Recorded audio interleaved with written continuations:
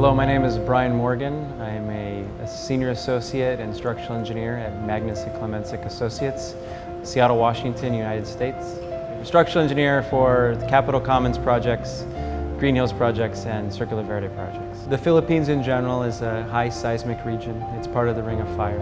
In addition, it's very active from typhoons and high winds. The West Valley Fault runs through Metro Manila, and it is seismically active. But in addition to that, there's many other earthquake hazards that are nearby. There's the subduction zone further out in the ocean.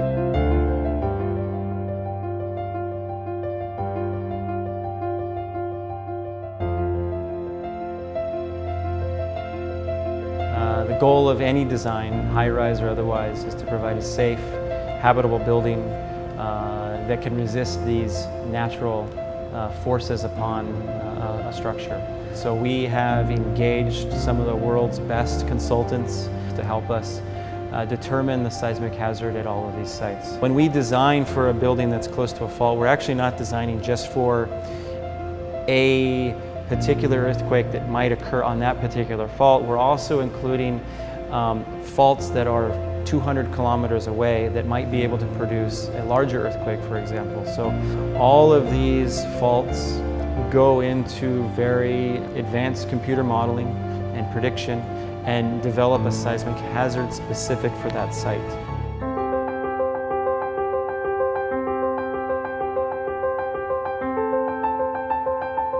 Yeah, so the Royalton at Capitol Commons, the buildings are constructed of reinforced concrete construction.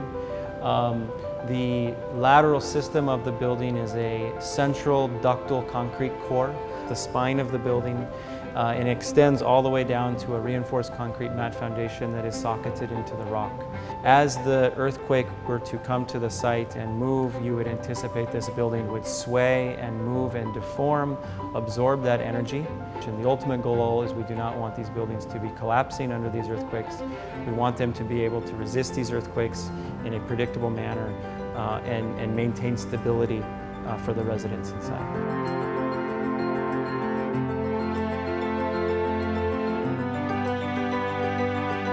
So the Imperium is very similar. Again, it's concrete construction. It is a more slender building than its counterpart, the Royalton. It uses a similar concrete core system, but it also utilizes an outrigger system to give it greater stability. What you'd anticipate in this building is that, again, its stiffness and strength are adequate for moderate and large wind forces.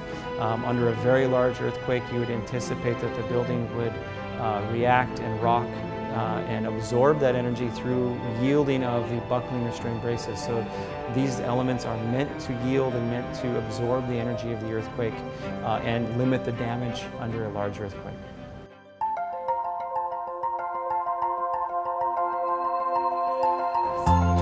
So Maven, again, is reinforced concrete construction. The two towers, one of them is approximately 200 meters tall, the other is 130 meters tall. The buildings will use this shear wall, core wall system as its spine, its stiffness. When lateral loads from wind or seismic hit the building, the core resists these forces. It has adequate strength, it has adequate stiffness, it has adequate ductility, so that when a very large earthquake event were to occur, the building moves and rocks and absorbs that energy dissipation, and then absorbs that energy and dissipates it. Rather than crumbling and failing, it absorbs it through movement, and the goal is to have a building that's safe and standing at the end of a very large earthquake.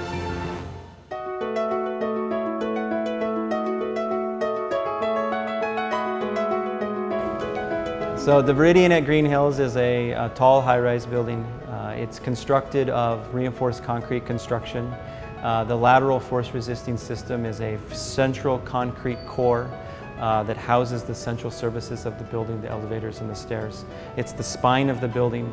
It's founded upon a reinforced concrete mat foundation into the rock, a very stable system to take the forces down into the soil.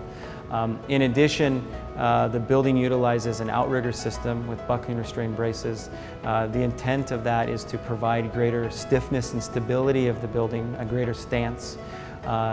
And the detailing of that is such that under wind and moderate seismic, the building is intended not to yield. It's intended to have adequate strength and stiffness to resist those forces. But under a very large earthquake, what you would anticipate is that these buckling restraint braces are intended to yield. Their goal is to yield. Their goal is to absorb the energy that would be imparted upon it, such that under a very large seismic event, the building is able to move and react and absorb the energy such that you have a safe building that's habitable and can withstand aftershocks and is not collapsed.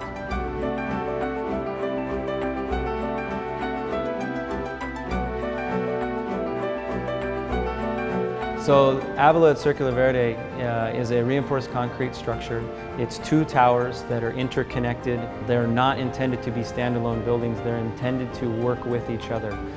They're connected at the 28th and 30th floors such that under lateral loads, the 2 buildings will act as one. They will share the load and they will resist the forces.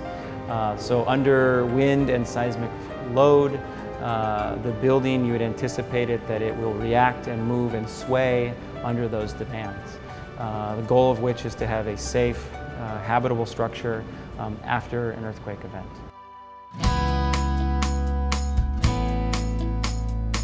Given the very high seismicity of Philippines and the very high wind demands that come from typhoons, it was important for us to engage other experts in these fields. So we reached out to an international consultant, Rollo, to help us with the geotechnical aspects of all of the sites.